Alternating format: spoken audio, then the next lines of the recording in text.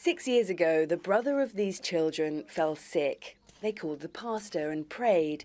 They used traditional medicine. But 6-year-old Defreri never woke up from his fever. No one, not even the nurses, knew why he died. I thought it was what we call the maize sickness. When the maize grows, the children pick it from the trees. Then they get the disease and need treatment. That's what I thought it was.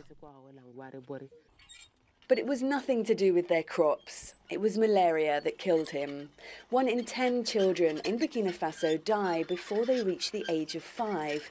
In rural areas, few have access to healthcare, and the dry, arid land brings in little money for hospital bills.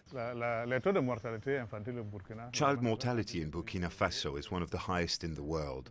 First of all, there is malaria, which is the leading cause of child death and hospitalization in Burkina. That's followed by diarrhea, and then thirdly, respiratory disease.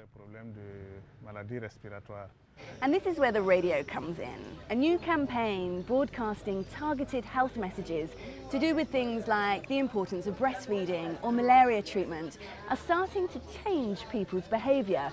And it's thought this behaviour change could help reduce the country's infant mortality rate. Radio Jawampo is one of 7 community radio stations broadcasting adverts, dramas and live programming to do with child health. Regions that aren't covered by the radio campaign are also monitored. Initial results show families living in the broadcast zones are beginning to change how they look after their children. Simple things like giving them more fluids when they have diarrhea.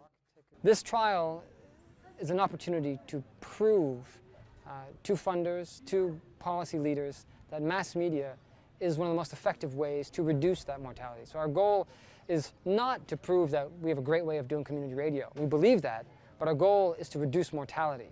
The radio has opened my eyes, especially when they talk about malaria, hygiene and nutrition. That's why we've changed the way we do things. It's like a school for me. The radio is my teacher. 3/4 of the population listens to the radio every day. DMI claims a media campaign changing people's behaviour could be a cheaper way to improve a population's health. Tamasin Ford, BBC News, Bogande, Burkina Faso.